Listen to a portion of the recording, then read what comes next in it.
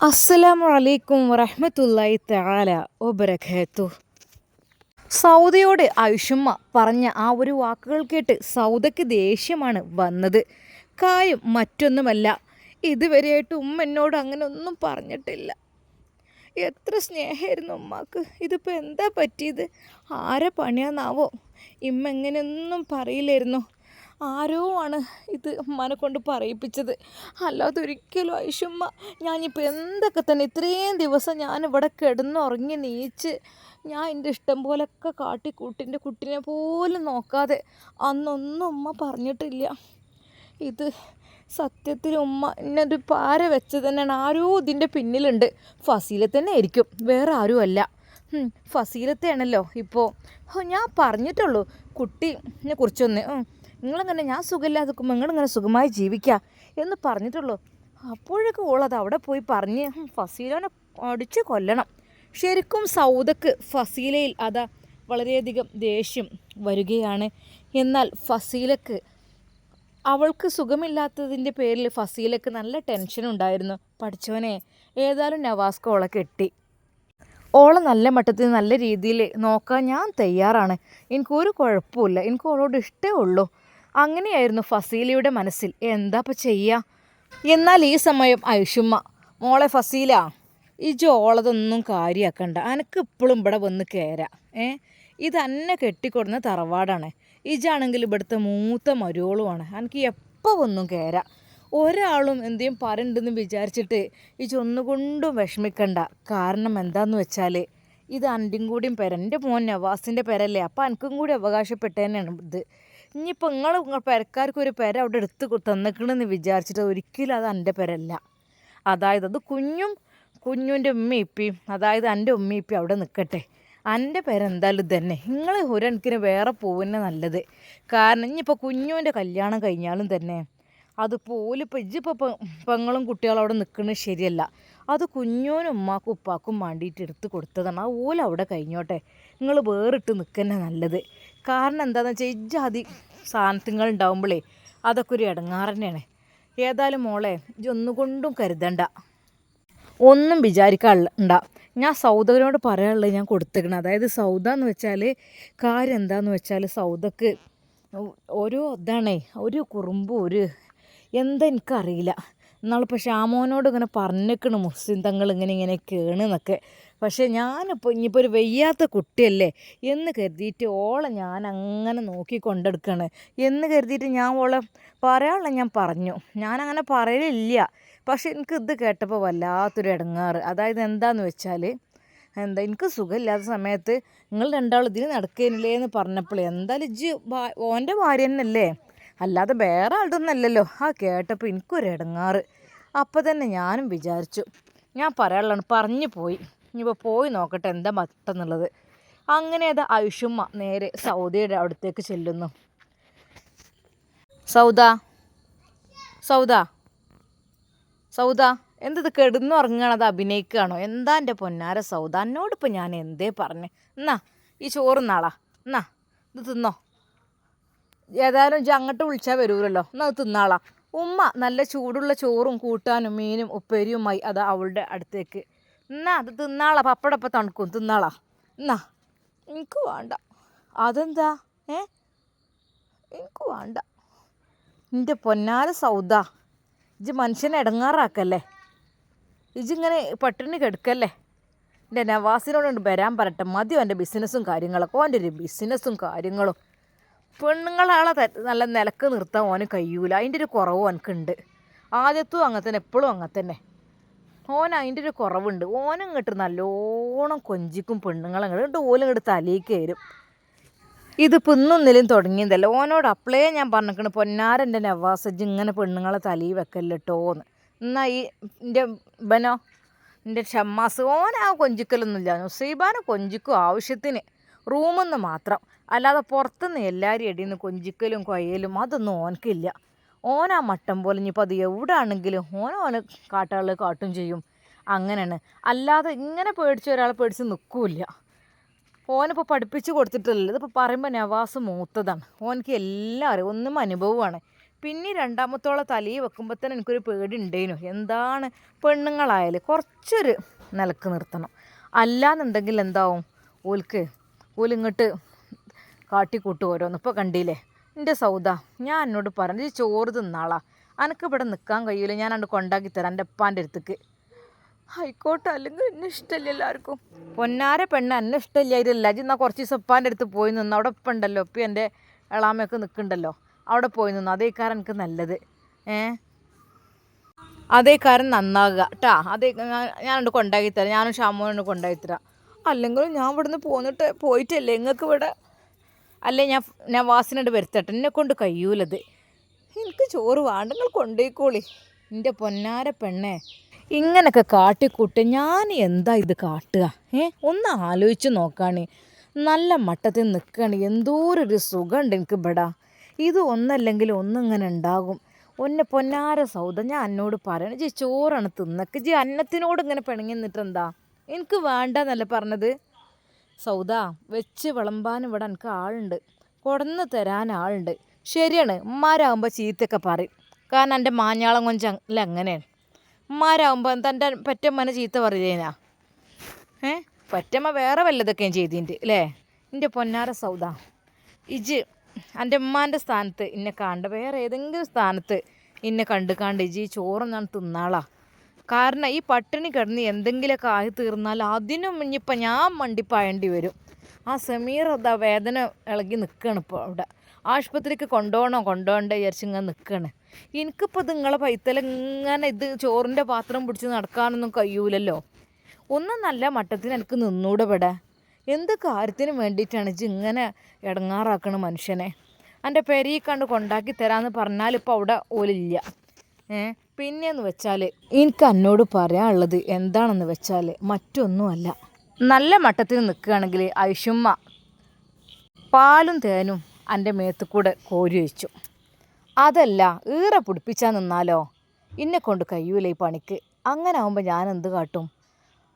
എൻ്റെ പെരയിലാണ് കൊണ്ടാക്കി തരാം, എൻ്റെ ഉപ്പ ഉണ്ടല്ലോ എനിക്ക്, എൻ്റെ ബാപ്പാൻ്റെ അടുത്ത് കൊണ്ടാക്കി തരാം. അവിടെ ജന്തച്ച മുണ്ടാതൊക്കെ എന്തേലും ചെയ്യുകയാണെങ്കിൽ കുഴപ്പമില്ല. എൻ്റെ നവാസ് ഒന്നും ഇവിടെ ഉണ്ട്, എനിക്ക് കുഴപ്പമില്ല. കാരണം ഓൻ മട്ടത്തിന് എന്താ വെച്ചാൽ കാട്ടിക്കൊണ്ട്.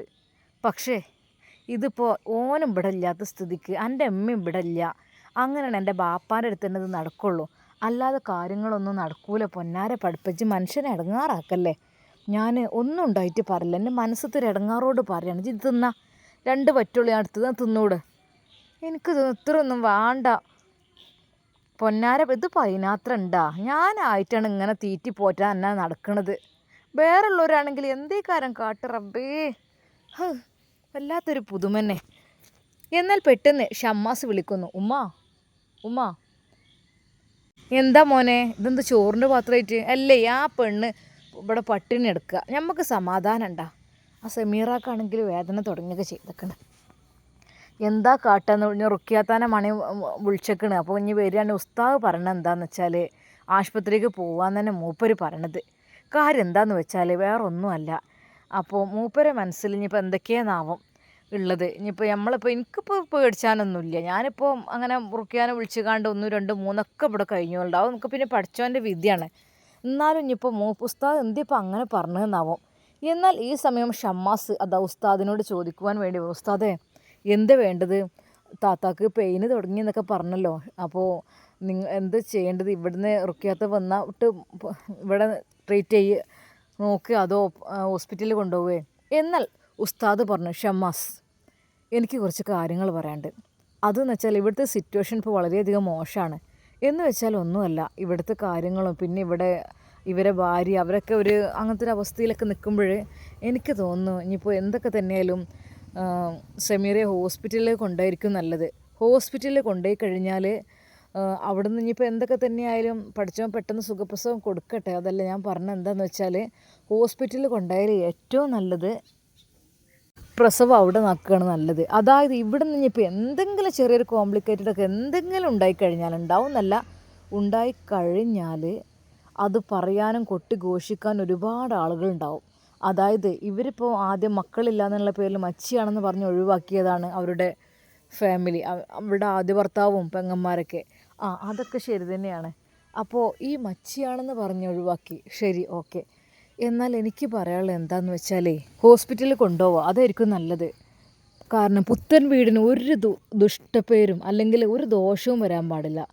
പുത്തൻ വീടിൻ്റെ പേര് മാറാൻ പാടില്ല. പുത്തൻ വീട് തറവാട് എന്ന് പറഞ്ഞാൽ തന്നെ എപ്പോഴും സമൃദ്ധിയുടെയും സന്തോഷത്തിൻ്റെയും അനുഗ്രഹങ്ങളുടെയൊക്കെ ഒരു പേരാണ് പുത്തൻ വീട് തറവാടെന്ന് പറഞ്ഞാൽ. അതിൽ ഐഷുമ്മയും ആ ഉമ്മാക്കും ഈ വീടിന് യാതൊരു രീതിയിലുള്ള പ്രോബ്ലം പറ്റുന്നത് എനിക്കിഷ്ടമല്ല. എൻ്റെ ഭാര്യയുടെ പ്രസവം ഒരു പക്ഷേ ഇവിടെ നടക്കുകയാണെങ്കിൽ ഒരു പക്ഷേ എന്തെങ്കിലും ചെറിയ ഇഷ്യൂസ് വരികയാണെങ്കിൽ, ഒന്നെങ്കിലും ബ്ലീഡിങ് ആയിട്ടോ അല്ലെങ്കിൽ കുഞ്ഞിന് എന്തെങ്കിലും ഇഷ്യൂസൊക്കെ വരികയാണെങ്കിൽ പുത്തൻ വീട് തറവാട്ടിൽ വീട്ടിൽ പ്രസവം നടന്നു എന്നിട്ട് അങ്ങനെ പറ്റി ഇങ്ങനെ പറ്റിയെന്ന് ആളുകളുടെ ഇടയിൽ പെട്ടെന്ന് സ്പ്രെഡാകും. ആ ഒരു സ്പ്രെഡായിട്ട് ഈ ഒരു തറവാടിൻ്റെ പേര് മഹിമ നമ്മൾ നഷ്ടപ്പെടുത്താൻ പാടില്ല. ഷാമോനെ, ഞാൻ പറയണെന്താ വെച്ചാൽ ഹോസ്പിറ്റലിൽ കൊണ്ടുപോകും, അതായിരിക്കും നല്ലത്. സമീറയുടെ അടുത്തേക്ക് അതാ ഉസ്താദ് ചെന്നു. ഷമി, എങ്ങനെയുണ്ടടി? ഇക്ക അതിങ്ങനെ ചെറുതായിട്ടിങ്ങനെ വന്നും പോയി നിൽക്കുകയാണ്, ഒന്നും ഇങ്ങോട്ട്. എന്നാൽ അതിനിടയിൽ അതാ സമീറ ശക്തമായി അതാ ഉസ്താദിൻ്റെ കൈകളിൽ അമർത്തി പിടിച്ചു. എന്താ, എന്തു പറ്റി? അല്ല, അത് മോളെ, നമുക്ക് പോകാം ഹോസ്പിറ്റലിൽ കേട്ടോ, അതായിരിക്കും നല്ലത്. അപ്പോഴേക്കും അതാ റുക്കിയാത്ത വന്നു. ഐഷുവോ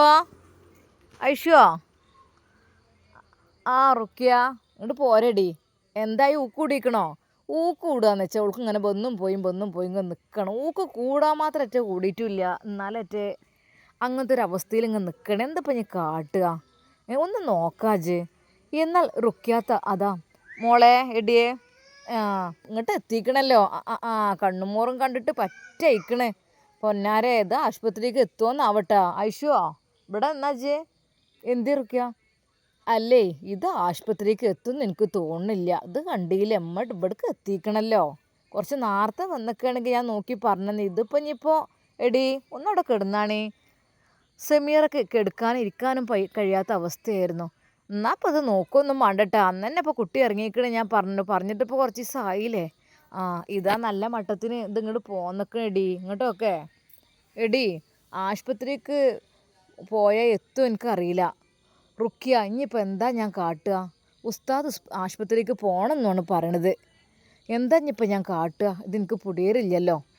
ഇജ്ജ് പേടിച്ചൊന്നും വേണ്ട, ഇജ്ജിപ്പോൾ ഇത്രണ്ണം പറ്റില്ല. എനിക്ക് ഇത്ര പെരും പേടിയാ ഈ പ്രസവം എന്ന് പറഞ്ഞാൽ. ഇത്ര പേടിച്ചാൽ പറ്റത്?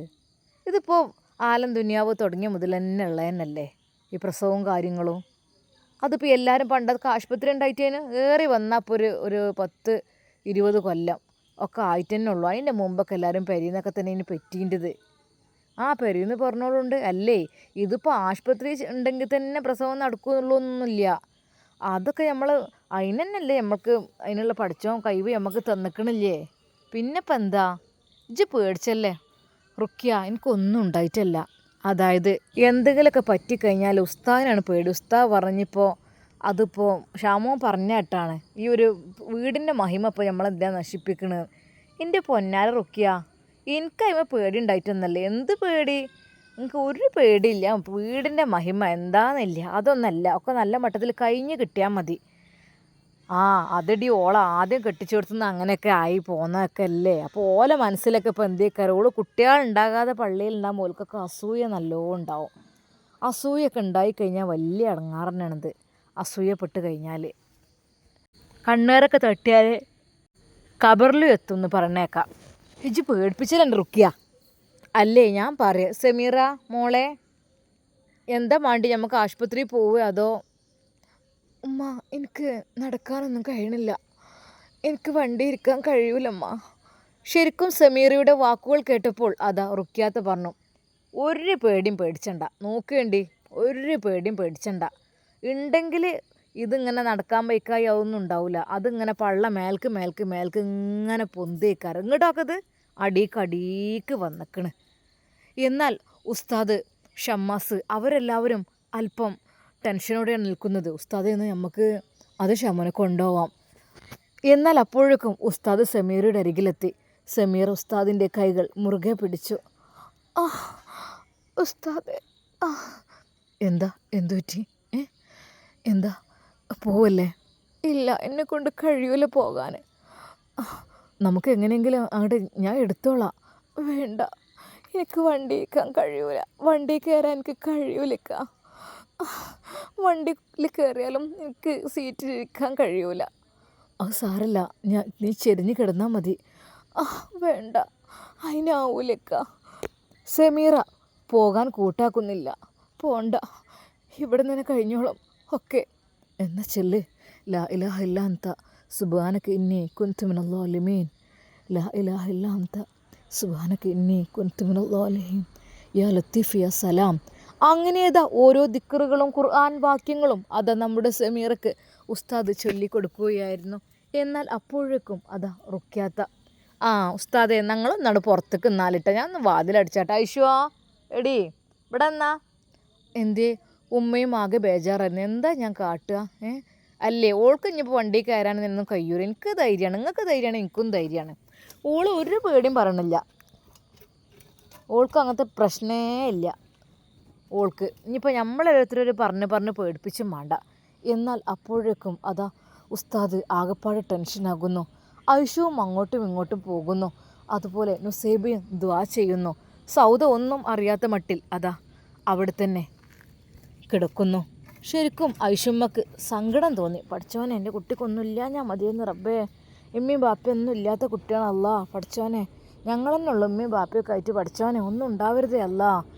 എന്നാൽ അതാ എടി, പിന്നെ നോക്കട്ടെ.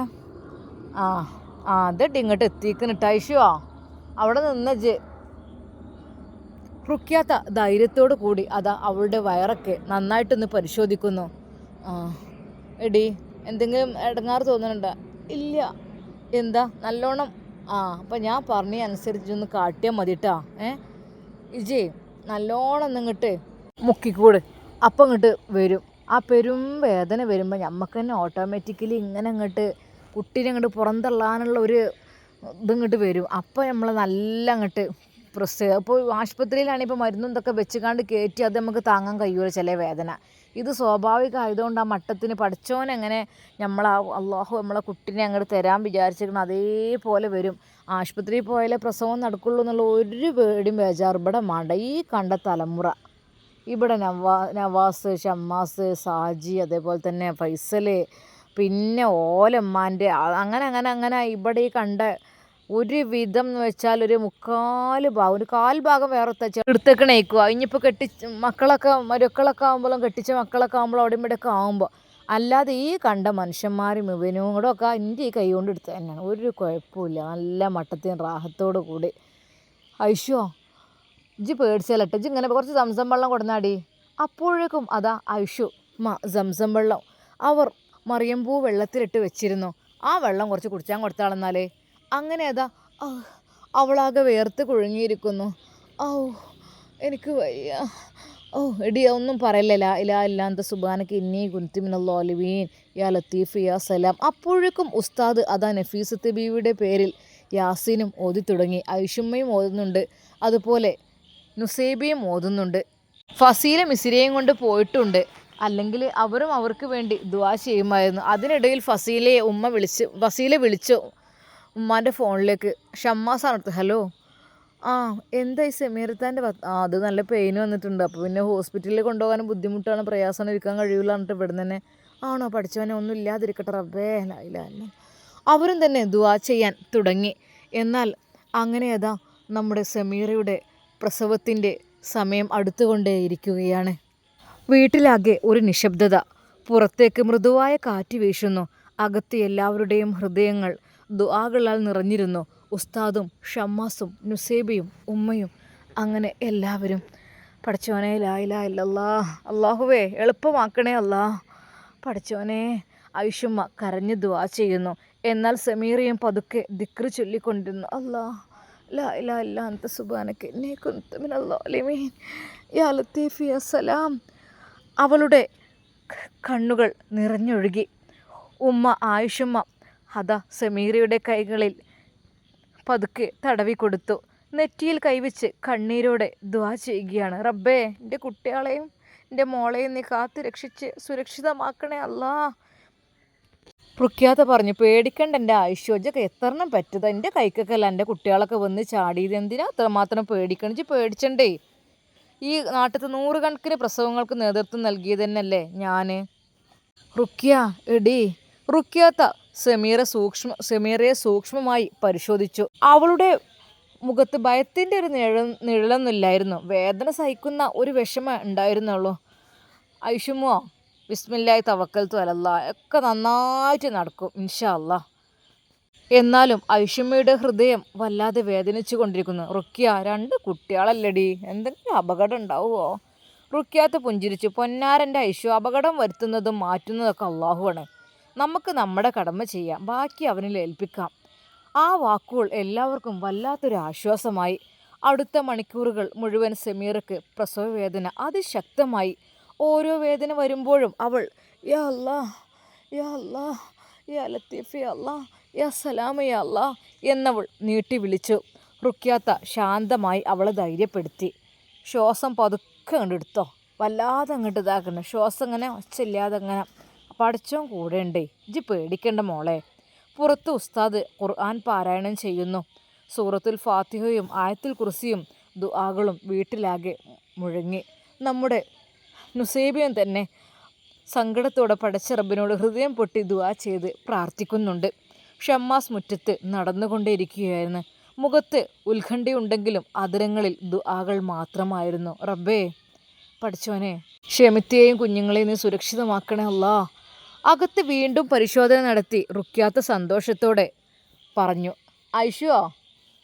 ആ എന്തേ? ആദ്യത്തെ കുഞ്ഞ് വരാൻ പുറപ്പെടാൻ നിൽക്കുന്നുണ്ട്, ജനിക്കാൻ തയ്യാറായിക്കണേ. എല്ലാവരുടെയും ഹൃദയം അതിവേഗത്തിൽ മിടിക്കാൻ തുടങ്ങി.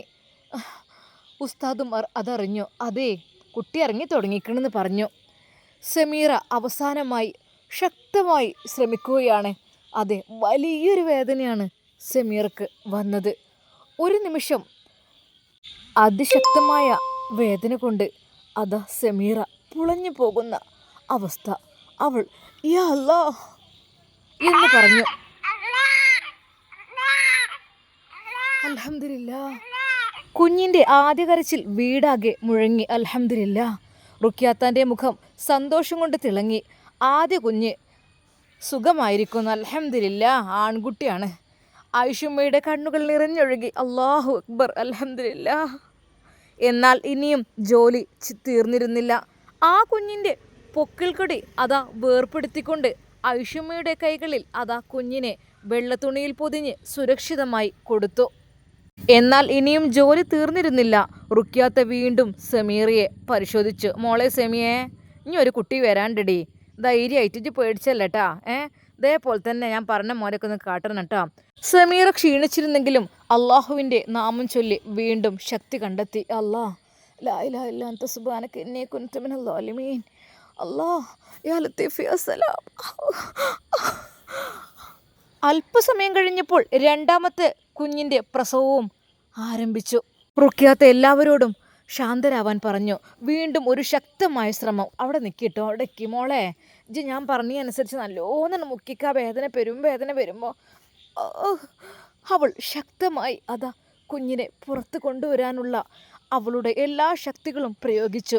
ഒരു നിമിഷത്തെ നിശബ്ദത. അതിനുശേഷം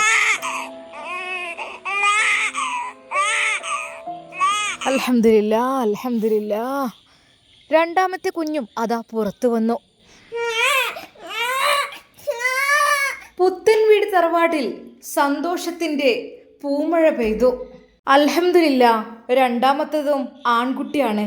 ആ നിമിഷം വീടാകെ സന്തോഷത്തിൻ്റെ കണ്ണീർ നിറഞ്ഞു. ആയിഷുമ്മ പടച്ച റബ്ബിൻ്റെ മുമ്പിൽ ഹൃദയം പൊട്ടി ഹംദ് പറഞ്ഞു.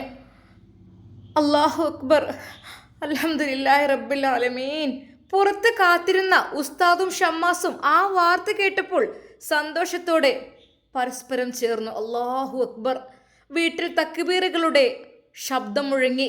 കുറച്ചു സമയം കഴിഞ്ഞ് കുഞ്ഞുങ്ങളെ ശുചിയാക്കി മൃദുവായി വെളുത്ത തുണിയിൽ പൊതിഞ്ഞു. ആദ്യം മൂത്ത കുഞ്ഞിനെ ഉസ്താദിൻ്റെ കൈകളിൽ ഏൽപ്പിച്ചു. ഉസ്താദ് ബിസ്മില്ലാഹിർ റഹ്മാനിർ റഹീം എന്ന് പറഞ്ഞുകൊണ്ട് കുഞ്ഞിനെ നെഞ്ചോട് ചേർത്ത് പിടിച്ചു. അവൻ്റെ വലത് ചെവിയിൽ പതുക്കെ ബാങ്ക് കൊടുത്തു. അല്ലാഹു അക്ബർ, അല്ലാഹു അക്ബർ. കുഞ്ഞ് ശാന്തമായി കേൾക്കുന്ന പോലെ കിടന്നു. പിന്നീട് ഇടത് ചെവിയിൽ ഇഖാമത്തും ചൊല്ലി. അതേസമയം രണ്ടാമത്തെ കുഞ്ഞിനെ ഷമ്മാസിന്റെ കൈകളിൽ നൽകി. ഷമ്മാസ് കണ്ണീരോടെ കുഞ്ഞിനെ ചേർത്ത് പിടിച്ചു. അവനും സ്നേഹത്തോടെ കുഞ്ഞിന്റെ വലത് ചെവിയിൽ ബാങ്കും ഇടത് ചെവിയിൽ ഇഖാമത്തും ചൊല്ലി. ആ നിമിഷം അവിടെ ഉണ്ടായിരുന്ന എല്ലാവരുടെയും കണ്ണുകൾ നിറഞ്ഞു. ആയിഷുമ്മ വീണ്ടും കൈകളുയർത്തി ദുആ ചെയ്തു. യാ അല്ലാഹ്, ഈ രണ്ട് മക്കളെയും ഖുർആന്റെ ആളുകളാക്കണമേ, സത്യവിശ്വാസികളാക്കണമേ, മാതാപിതാക്കൾക്ക് കണ്ണിന്റെ കുളിർമയാകണമേ, മുത്ത് ഹബീബ് സല്ലല്ലാഹു അലൈഹി വസല്ലമയുടെ മാർഗത്തിൽ ജീവിക്കാൻ തൗഫീക്ക് നൽകണമേ. ഉസ്താദും ആമീൻ പറഞ്ഞു. ഷമ്മാസും കണ്ണീരോടെ ആമീൻ പറഞ്ഞു. റുക്യാത്ത സമീറയെ നോക്കി പുഞ്ചിരിച്ച്, മോളെ, അള്ളാഹു നിനക്ക് ഇരട്ട അനുഗ്രഹമാണ് നൽകിയിരിക്കുന്നത്. സമീറ ക്ഷീണിച്ചിരുന്നെങ്കിലും രണ്ട് കുഞ്ഞുങ്ങളെയും അവളുടെ കൈകളിൽ കൊടുത്തപ്പോൾ നെഞ്ചോട് ചേർത്തു പിടിച്ചു. അവളുടെ കണ്ണുകളിൽ നന്ദിയുടെ കണ്ണീർ തിളങ്ങി. അൽഹംദുലില്ലാ. അതെ, ആ കുഞ്ഞുമക്കളുടെ മുഖം കണ്ടപ്പോൾ എന്തെന്നില്ലാത്ത സന്തോഷം. അൽഹംദുലില്ലാ, എൻ്റെ റബ്ബേ, നീ എനിക്ക് നൽകിയ ഒരു അനുഗ്രഹത്തിന് എത്ര നന്ദി പറഞ്ഞാലും ഞാൻ മതിയാവില്ലല്ലോ. അല്ലാ, മച്ചി എന്ന് പറഞ്ഞ് ഒഴിവാക്കി വിട്ടേ എനിക്ക് അല്ലാ നീ നൽകിയത് എത്ര വലിയ അനുഗ്രഹങ്ങളാണ്. വല്ലാത്തൊരു സന്തോഷമായിരുന്നു അവിടമാകെ. നുസൈബയും കരഞ്ഞു പോയിരുന്നു. മക്കളെ കണ്ടപ്പോൾ അവൾക്കും ഒത്തിരി സന്തോഷമായി. എന്നാൽ കുഞ്ഞുങ്ങളുടെ കരച്ചിലെല്ലാം കേട്ടപ്പോൾ അതാ സൗദക്ക് അവിടെ കിടന്നിട്ട് ഒരു സുഖവും ഉണ്ടായിരുന്നില്ല. പെറ്റുന്നാ തോന്നുന്നു. ഇവിടെ പ്രസവ വാർഡ് എല്ലാം കൂടിയാണല്ലോ, എന്താന്നില്ലേ. അങ്ങനെയതാ രണ്ട് കുഞ്ഞുങ്ങളുടെയും കരച്ചില്, വീട്ടിൽ സന്തോഷത്തിന്റെ സംസാരങ്ങൾ. വല്ലാത്തൊരവസ്ഥ, എന്തെന്നറിയില്ല. പുത്തൻ വീടിൽ ഇത്രയധികം സന്തോഷകരമായി ഉള്ള ഒരു അവസ്ഥ ഇപ്പൊ അടുത്തൊന്നും ഉണ്ടായിട്ടില്ല.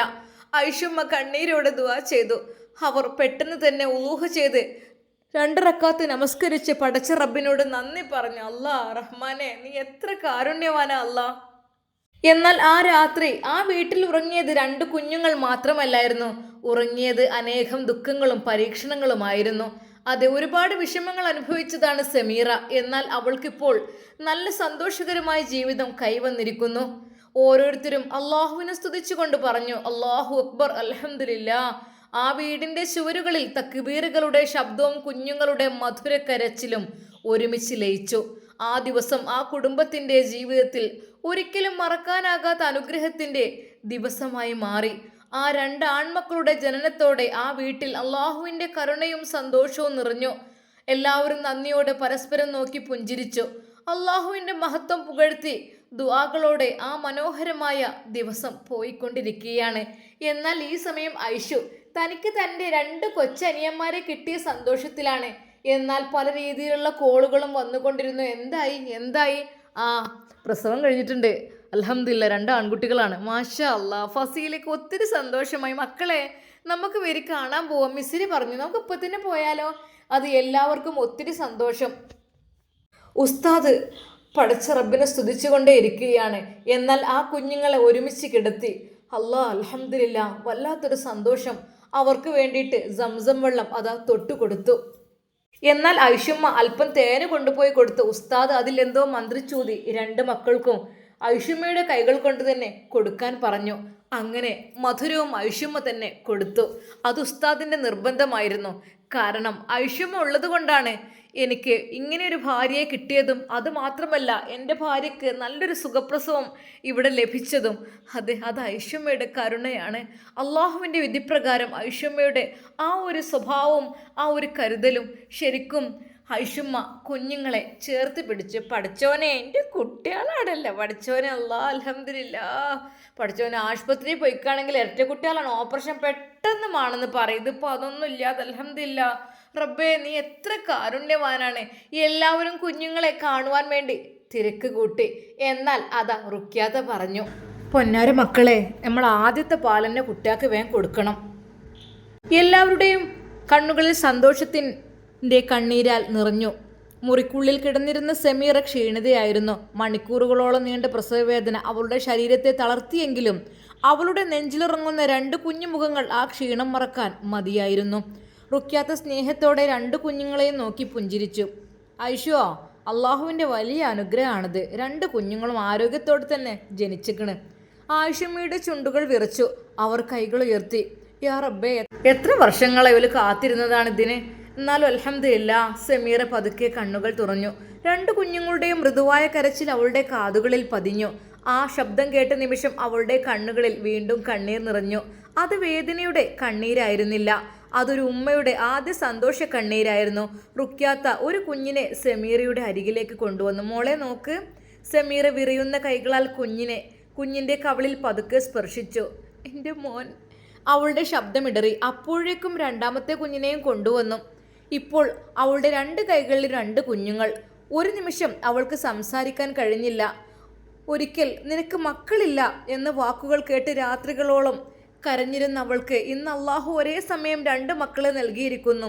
അവൾ കണ്ണുകളടച്ച് പതുക്കെ പറഞ്ഞു, അൽഹംദുലില്ലാഹി റബ്ബിൽ ആലമീൻ. റുക്യാത്ത സമീറയുടെ അരികിലിരുന്നു. മോളെ, ഇപ്പോൾ കുഞ്ഞുങ്ങൾക്ക് ഏറ്റവും പ്രധാനപ്പെട്ട കാര്യം ആദ്യമായി വരുന്ന ഈ പാല് തന്നെയാണ്. ഷമീറ ശ്രദ്ധയോടെ അവരെ നോക്കി.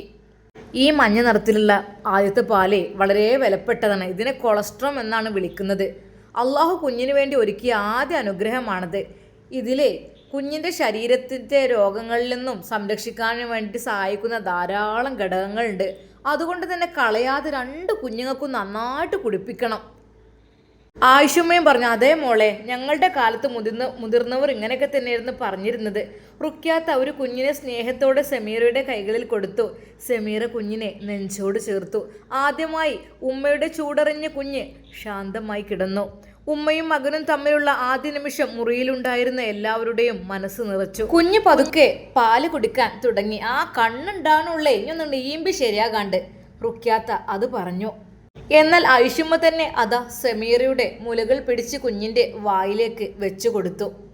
കുഞ്ഞ് പതുക്കെ പാൽ കുടിക്കാൻ തുടങ്ങി. സമീറയുടെ കണ്ണുകളിൽ വീണ്ടും കണ്ണുനീർ നിറഞ്ഞു. റബ്ബേ, ഞാനൊരു ഉമ്മയായി. കുറച്ചു കഴിഞ്ഞ് റുക്യാത്ത പറഞ്ഞു, ഇനി രണ്ടാമത്തെ കുട്ടിനെ മാറിക്കൊടുക്ക്, മറ്റേ മുല കൊടുത്താളാം. രണ്ടുപേരും ഒരേപോലെ രണ്ടു പേർക്കും ഈ അനുഗ്രഹം ലഭിക്കണം. സമീറ സന്തോഷത്തോടെ രണ്ടാമത്തെ കുഞ്ഞിനെയും നെഞ്ചോട് ചേർത്തു. ആ ചെറിയ മുഖം ഉമ്മയുടെ മാറിലൊട്ടി ശാന്തമായി ചേർന്ന് കിടന്നു. മുറിയിൽ ഒരു വിശുദ്ധമായ നിശബ്ദത നിറഞ്ഞു. പുറത്ത് ഉസ്താദ് ഖുർആൻ പാരായണം ചെയ്യുകയായിരുന്നു. അദ്ദേഹത്തിൻ്റെ ശബ്ദം മൃദുവായി കാറ്റിലൂടെ അകത്തേക്ക് ഒഴുകിയെത്തി. ആയിഷും അത് കേട്ട് കൊണ്ട് മക്കളെ നോക്കി. മക്കളെ, നിങ്ങളെ ബാപ്പയാണത്. നിങ്ങളെ ബാപ്പ ഒരു സ്വാലിഹായ മനുഷ്യനാണ്. ഒരിക്കൽ മക്കളുടെ കണ്ണീരിൽ തകർന്നു പോയ ഹൃദയം ഇന്ന് സന്തോഷം കൊണ്ട് നിറഞ്ഞിരിക്കുന്നു. അള്ളാഹുവേ, അവർ പതുക്കെ പറഞ്ഞു. ഇനി എൻ്റെ മക്കളുടെ ജീവിതത്തിലെ പഠിച്ചവനെ സന്തോഷം ഉണ്ടാകട്ടെ അല്ലാ. ആ വാക്കുകൾ കേട്ട് റുക്യാത്തയും നിശബ്ദമായി ആമീൻ പറഞ്ഞു. ആ ചെറിയ മുറിയിൽ രണ്ടു കുഞ്ഞുങ്ങളുടെ ശ്വാസവും ഒരു ഉമ്മയുടെ സ്നേഹവും ഒരു കുടുംബത്തിൻ്റെ നന്ദിയും ചേർന്ന് പുതിയൊരു ജീവിതത്തിൻ്റെ തുടക്കം ആരംഭിക്കുകയാണ് സമീറ. എന്നാൽ അതിനിടയ്ക്ക് അതാ സമീറയ്ക്കുള്ള ഭക്ഷണമെല്ലാം സെറ്റാക്കുവാൻ വേണ്ടിയിട്ട് നമ്മുടെ ആയിഷുമ്മ അതാ പുറത്തേക്ക് ഇറങ്ങി. ഇൻഷാ അല്ലാ നമുക്കിതിൻ്റെ ബാക്കി ഭാഗം നാളെ കാണാം. അതുവരേക്കും എല്ലാവർക്കും അസ്സലാമു അലൈക്കും വറഹ്മത്തുള്ളാഹി തആല വബറകാതുഹു.